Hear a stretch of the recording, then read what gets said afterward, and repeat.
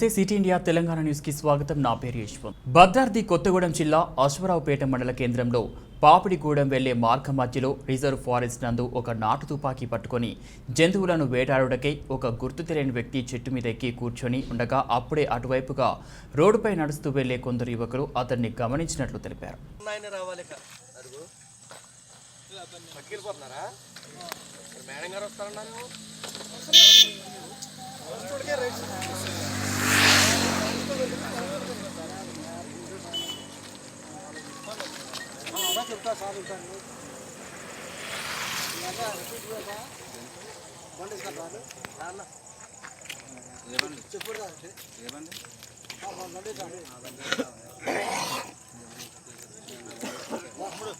బండికి వచ్చా check post చేసుడు మాయా బండి సరే అవునన్నా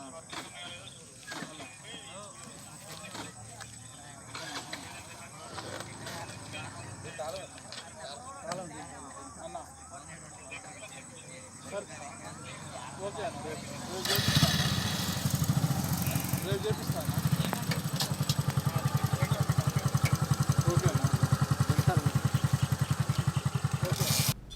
తెలంగాణ ఉద్యమ నేత ఈటల జమున రాజేందర్ గారిపై అనుచిత వ్యాఖ్యలు చేసిన ఎమ్మెల్సీ పాడి కౌశిక్ రెడ్డిపై బీజేవైఎం రాష్ట్ర కార్యవర్గ సభ్యులు తెలంగాణ సంపత్ మండిపడ్డారు. 48 గంటల్లో ఈటల కుటుంబానికి బహిరంగ క్షమాపణ చెప్పాలని పాడి కౌశిక్ రెడ్డిను డిమాండ్ చేశారు. లేని పక్షంలో కౌశిక్ రెడ్డి ఎక్కడ తిరిగితే అక్కడ అడ్డుకుంటామని హెచ్చరించారు. నిన్ను తెలంగాణలో తరిమించి కొట్టడం ఖాయమని అన్నారు. ముఖ్యమంత్రి కేసీఆర్కు దమ్ముంటే ఈటల జమున రాజేందర్ భూముల మీద సిట్టింగ్ జడ్జితో విచారణ జరిపించాలని డిమాండ్ చేశారు. మనం చూస్తూనే ఉన్నాము టీవీలలో స్కోలింగ్ ఏంటంటే ఒక తెలంగాణ ఉద్యమకారుడు నిత్యం ఉస్మాన్ యూనివర్సిటీ విద్యార్థులకు ఎంతోమంది ఉద్యమకారులకు బెయిలిప్పించి వాళ్ళ కన్న తండ్రిలాగా పెళ్లి చేయించి వాళ్ళకు అండగా ఉన్నటి నాయకుడు సబ్బండ వర్గాల నేత ఈటల రాజేందర్ గారి కుటుంబంపై ఈ కేసీఆర్కి ఏమొచ్చిందో కానీ ఈ మదం వచ్చిందో కానీ ఏదొచ్చిందో తెలియదు. ఎందుకంటే తెలంగాణ ఉద్యమకారుల మీద కక్ష కట్టుకొని వారిని మంత్రి పదవి నుండి ఎట్లనో అట్లా బయటికి పంపించాలని బట్టగాల్చి మీదేసే కుట్రలు చేసి ఇలా బయటకు పంపించింది కేసీఆర్.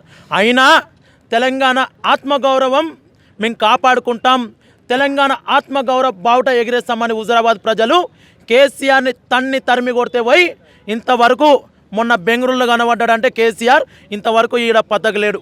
నిన్న ఒకడు మాట్లాడుతున్నాడు, ఒక మహిళలంటే గౌరవం లేడు, మహిళలంటే ఆయనకు ప్రేమ లేదు. నిన్న తెలంగాణ ఉద్యమంలో మేము ఉద్యమం చేసినప్పుడు మానుకోట గడ్డ మీద మమ్మల్ని తెలంగాణ రాష్ట్రపతి ఎన్నికల్లో ఆత్మ ప్రబోధానుసారం ఓటు వేయాలని సీఎం కేసీఆర్ కోరారు. విపక్షాల రాష్ట్రపతి అభ్యర్థి యశ్వంత్ సిన్హాకు మద్దతుగా సీఎం కేసీఆర్ అధ్యక్షతన జలవిహార్లో శనివారం సభను నిర్వహించారు. ఈ సందర్భంగా ముఖ్యమంత్రి మాట్లాడారు. యశ్వంత్ సిన్హాకు తెలంగాణ ప్రజలు ప్రజాప్రతినిధుల తరపున హృదయపూర్వక స్వాగతం పలుకుతున్నామన్నారు. యశ్వంత్ సిన్హా ఉన్నత వ్యక్తిత్వం గలవారని తెలిపారు. న్యాయవాదిగా కెరియర్ను ప్రారంభించారని, వివిధ హోదాల్లో దేశానికి అత్యుత్తమ సేవలందించారని పేర్కొన్నారు. ఆర్థిక మంత్రిగా పనిచేశారని, ఆయనకు అన్ని రంగాల్లో విశేష అనుభవం ఉందని తెలిపారు. భారత రాజకీయాల్లో యశ్వంత్ సిన్హాది కీలక పాత్ర అని పేర్కొన్నారు. ఓటు వేసేటప్పుడు రాష్ట్రపతి అభ్యర్థులను బేరీజు వేసుకొని నిర్ణయం తీసుకోవాలని సీఎం కేసీఆర్ కోరారు. ఉన్నతమైన వ్యక్తి రాష్ట్రపతిగా ఉంటే దేశ ప్రతిష్ట మరింత పెరుగుతుందని తెలిపారు. దేశంలో గుణాత్మక మార్పు తీసుకురావాల్సి ఉందన్నారు. ప్రధాని మోదీ ఇవాళ హైదరాబాద్ వస్తున్నారని, 2 రోజులు ఇక్కడే ఉంటారన్నారు. ప్రతిపక్షాలపై ప్రధాని అసత్య ఆరోపణలు చేస్తున్నారని మండిపడ్డారు. తాము వేసిన ప్రశ్నలకు హైదరాబాద్ వేదికగా ప్రధాని మోదీ సమాధానాలు చెప్పాలని డిమాండ్ చేశారు. ఆయన ఇచ్చిన హామీలో ఒకటి కూడా నెరవేర్చలేదన్నారు. టార్చ్ లైట్ వేసి వెతికినా ఆయన నెరవేర్చిన హామీలో ఒక్కటి కనిపించడం లేదని ఎద్దేవా చేశారు. కేంద్ర సర్కార్ డీజిల్ సహా అన్ని ధరలు పెంచేసిందని సీఎం కేసీఆర్ మండిపడ్డారు. ఇవి చాలదన్నట్లు నల్ల చట్టాలు తెచ్చి రైతులను ఇబ్బంది పెడుతున్నారన్నారు. వ్యవసాయ చట్టాలపై రైతులు సుదీర్ఘంగా పోరాటం చేశారని, ఉద్యమంలో కొందరు రైతులు మృతి చెందారన్నారు. వారి కుటుంబాలకు తాము 3 లక్షలు ఇస్తే బీజేపీ తమను చులకనగా చూసిందని సీఎం కేసీఆర్ మండిపడ్డారు. माननीय पार्लियामेंट के सदस्य, तेलंगाना लेजिस्लेटिव काउंसिल के सदस्य और हमारे तेलंगाना विधानसभा के विधायक भाइयों बहनों, मैं आप सबको नमस्कार करता हूं। राजेश्वर रेड्डी के बाद फिर एक बार मैं यशवंत सिन्हा जी का हृदय से तेलंगाना जनता के ओर से, तेलंगाना सरकार के ओर से, हम तमाम के ओर से स्वागत करते हैं इस ऐतिहासिक हैदराबाद शहर में।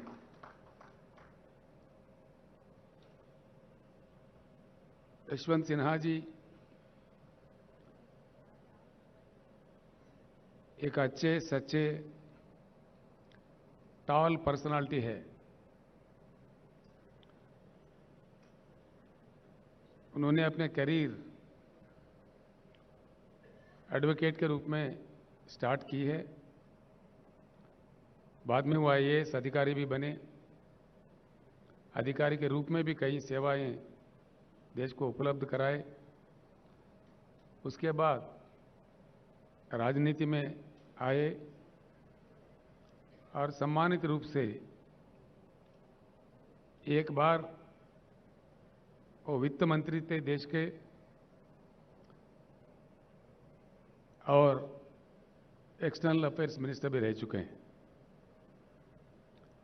उसके बाद उनके जो इनसाइट्स थे, जो मंत्रालय वो संभाल रहे थे, अंतर्राष्ट्रीय स्तर पर भी पेरिस में उनको पुरस्कार दिया गया, उनको सम्मानित भी किया गया। ऐसे एक नेता को आज स्वागत करने में हम फख्र महसूस करते हैं। आज हम भाग्यशाली है कि एक अच्छे नेता को अच्छे ढंग से हमने राष्ट्रपति पद के लिए चुना है, और आज हैदराबाद में जब वो आए, हम बड़ी अच्छी तादाद में उनके स्वागत भी किए हैं।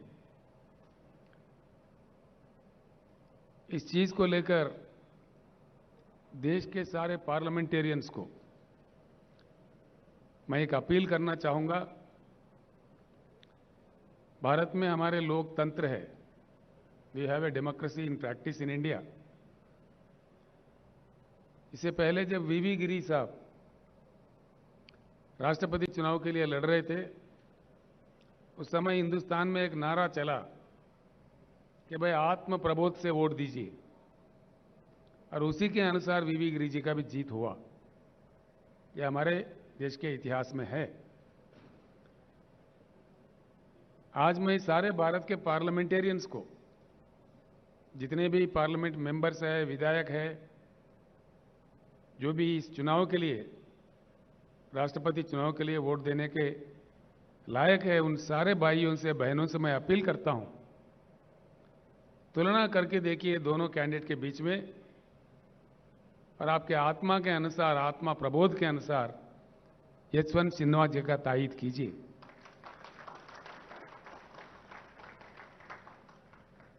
यशवंत जी, मैं 2-4 शब्द जरूर कहना चाहूंगा। आशा करते हैं कि आप जीत जाए और देश का मान्यता बढ़े, देश का मान मर्यादा बढ़े। आप जैसे पर्सनालिटी जीतती है, व्यक्तिगत तौर पर आपका तो पर्सनालिटी बढ़ेगा ही, लेकिन देश का मान मर्यादा और बढ़ेगा। लेकिन क्या हो रहा है इस देश में? आज जो कुछ भी हो रहा है गलत हो रहा है। जो कुछ भी किया जा रहा है गलत किया जा रहा है। ऐसे स्थिति में देश को खामोश नहीं रहना चाहिए, आवाज उठाना चाहिए, सबको एकत्रित होना चाहिए, और एक परिवर्तन ऐसा वैसा नहीं, एक उच्च गुणवत्ता वाली परिवर्तन। We need to bring in a qualitative change in Indian politics. It's the requirement of the nation today.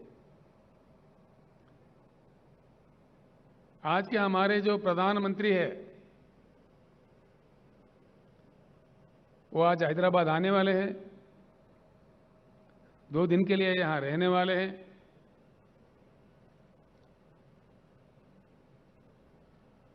गला फाड़ फाड़ के हमारे खिलाफ बोलने वाले हैं। कोई बात नहीं, लोकतंत्र है, जो जिसके समझ में आए बोले, जो जिसको कहना है कहे, यही हमारा लोकतंत्र का मान्यता है। हम इतना ही कहना चाहेंगे, माननीय प्रधानमंत्री जी, जिस प्रकार से आप विपक्षी दलों के नेताओं पे गला फाड़ फाड़ के गलत आरोप लगाते हैं, उसी प्रकार से जो संबोधित करने वाले हैदराबाद सभा को, उसमें हमारे प्रश्न। మంత్రి కేటీఆర్ చారి పప్పుచారి అంటూ విశ్వ బ్రాహ్మణులపై చేసిన వ్యాఖ్యల వీడియో నెట్టింట వైరల్ అవుతోంది. ఈ క్రమంలో మంత్రి కేటీఆర్ వెంటనే క్షమాపణ చెప్పాలని విశ్వ బ్రాహ్మణులు నిరసనకు దిగారు. ఎల్బీ నగర్లోని శ్రీకాంతాచారి విగ్రహం వద్ద కేటీఆర్ దిష్టిబొమ్మను చెప్పులతో కొడుతూ దగ్ధం చేశారు. తమ మనోభావాలను కించపరిచారని కేసీఆర్ డౌన్ డౌన్ అంటూ నినాదాలు చేశారు. కేటీఆర్ వ్యాఖ్యలపై మీ కమెంట్.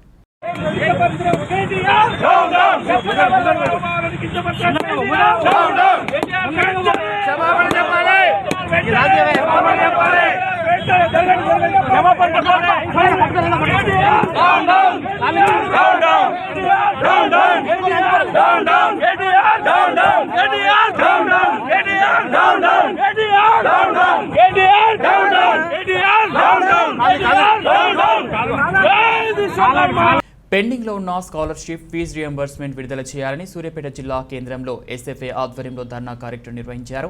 ఈ సందర్భంగా నాయకులు మాట్లాడుతూ తెరాస రాష్ట్రంలో విద్యార్థుల పట్ల నిర్లక్ష్యంగా వ్యవహరిస్తున్నారు.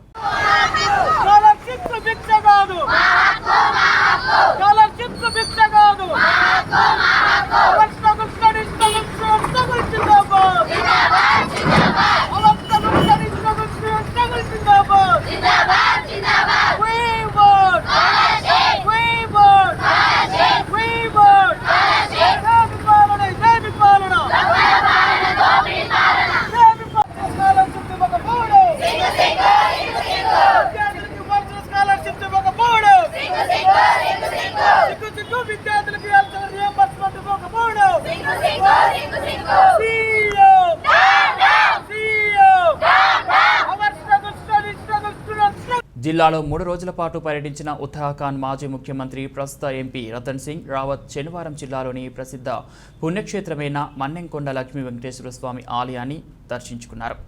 అనంతరం మహబూబ్ నగర్ గ్రామీణ మండలం అధ్యక్షుడు కోడూరు ఎంపీటీసీ రాజుగౌడ్ నివాసంలో అల్పాహారం చేశారు. అక్కడి నుంచి జిల్లాలో ప్రఖ్యాతి చెందిన పర్యాటక కేంద్రం పిల్లల మర్రిని సందర్శించారు. అక్కడున్న నిర్వాహకులతో మ్యూజియంలోని పురాతన వస్తువుల గురించి, చెట్టు యొక్క ప్రాధాన్యత గురించి అడిగి తెలుసుకోవడం జరిగింది. అనంతరం భారతీయ జనతా పార్టీ యువమోర్చా జిల్లా అధ్యక్షుడు కిరణ్ కుమార్ రెడ్డి నివాసంలో ఇచ్చిన తైనేటి విందు స్వీకరించారు. ఆ తర్వాత మాజీ ఎంపీ జాతీయ కార్యవర్గ సభ్యులు జితేందర్ రెడ్డి వసతి గృహానికి చేరుకొని మధ్యాహ్నం భోజనం చేసి హైదరాబాద్ బయలుదేరడం జరిగింది. ఈ కార్యక్రమంలో జిల్లా అధ్యక్షులు వీర బ్రహ్మచారి, రాష్ట్ర కార్యవర్గ సభ్యులు పడకుల బాలరాజు, పద్మాచారెడ్డి, జిల్లా ప్రధాన కార్యదర్శి పి శ్రీనివాస్ రెడ్డి, జిల్లా ఉపాధ్యక్షులు పడాకుల సత్యం, జిల్లా కోశాధికారి పాండురంగారెడ్డి తదితరులు పాల్గొన్నారు.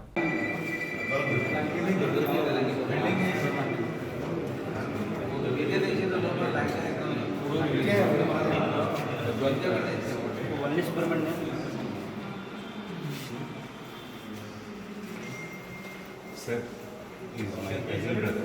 Oh yeah. सब इधर देख के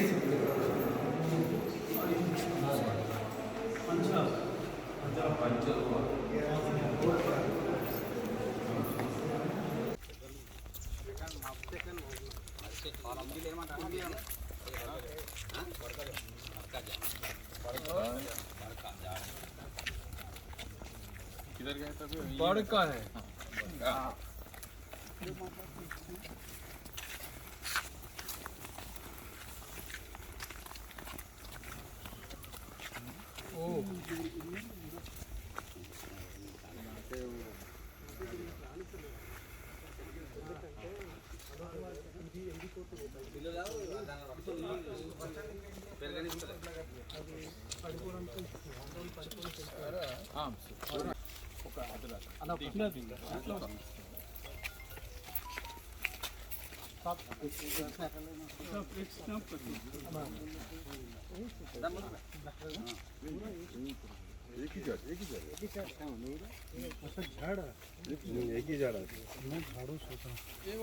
ములుగు జిల్లా కేంద్రంలో ఎన్ఎస్యుఏ జిల్లా అధ్యక్షుడు మామిడిశెట్టి కోటి ఆధ్వర్యంలో జాతీయ రహదారిపై పెంచిన ఫీజులు తగ్గించాలని కోరుతూ ధర్నా రాస్తారోకో నిర్వహించిన ఎన్ఎస్యుఏ నాయకులు అనంతరం ఎమ్మెల్యే క్యాంపు కార్యాలయం కాంగ్రెస్ పార్టీ జాతీయ మహిళా ప్రధాన కార్యదర్శి మురుగు ఎమ్మెల్యే సీతక్క మాట్లాడుతూ రాష్ట్ర ప్రభుత్వం విద్యార్థులు చదువుకోవడానికి వీలు లేకుండా ఇష్టానుసారం బస్ ఛార్జీలు పెంచి ఇబ్బందులు పెడుతున్న పరిస్థితి ఉందని, నిబంధనలకు విరుద్ధంగా నడుస్తున్న ప్రైవేట్ పాఠశాలపై అధికారులు చర్యలు తీసుకోవాలని, ప్రైవేట్ పాఠశాలల్లో అధిక ఫీజులు నియంత్రించాలి, ప్రభుత్వ పాఠశాలలో పాఠ్య పుస్తకాలు పూర్తి స్థాయిలో అందించాలని, ప్రభుత్వాలు విద్యారంగ సమస్యలు గాలికి వదిలేశాయని ఆరోపించారు.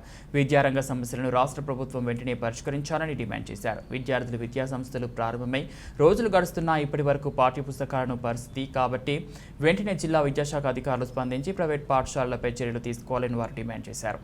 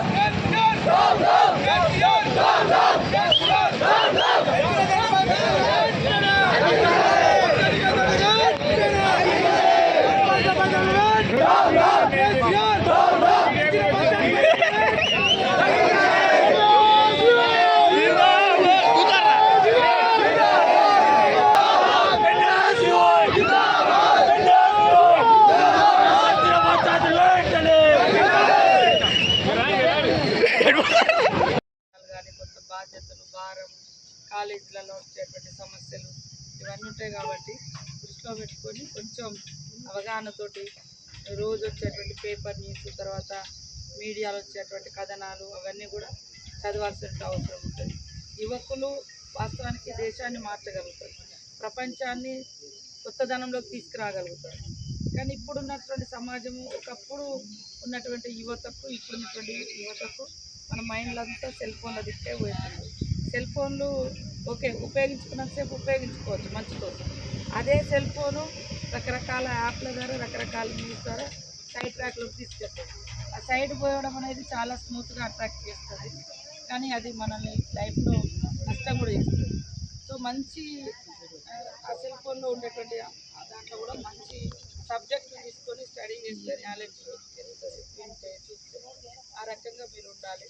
వాస్తవానికి యూత్ ఇప్పుడు మనం చూస్తే గ్రామాలలో, ఒకప్పుడు గ్రామాలలో అభ్యుదయ సంఘాలు లేదా అంబేద్కర్ సంఘాలు లేదా భగత్ సింగ్ సంఘాలు లేదా వివిధ రకాల కులాల పెద్దలు కనుక వాళ్ళ పేర్లతో సంఘాలు వచ్చాయి.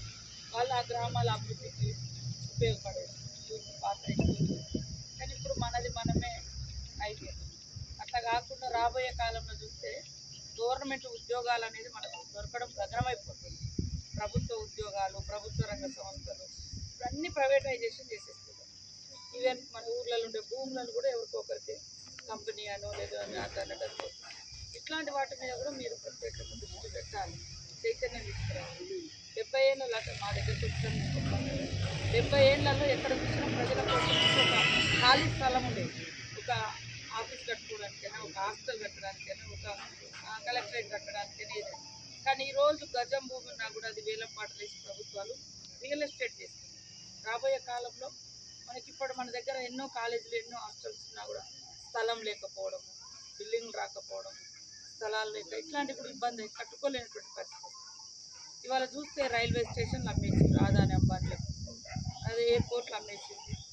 మన విశాఖపట్నం ఉప్పు అంటే మన అందరి హక్కు ఒకప్పుడు, దాన్ని కూడా ప్రైవేట్ అదాని అంబానీలకు ఇచ్చేసేది. ఇవాళ మోడీ గారు బాగా చెప్తారు, నేను ఛాయ్ అమ్ముకొని రైల్వే స్టేషన్ నుంచి ప్రధానమంత్రి దాకా అయినాను. కానీ ఆ ప్లాట్ఫామ్ ఆ రోజు కాంగ్రెస్ ప్రభుత్వంలో ఫ్రీగా ఉంది. ఈరోజు ఆ ప్లాట్ఫామ్ కూడా అమ్మేసేసి రైల్వేలు ప్రైవేటైజేషన్. బిఎస్ఎన్ఎల్, మనకి బిఎస్ఎన్ఎల్ సిగ్నల్ రాదు, గవర్నమెంట్ కంట్రోల్ ఉంటుంది కాబట్టి నేను బిఎస్ఎన్ఎల్ వాడతా, సిగ్నల్ ఉండదు.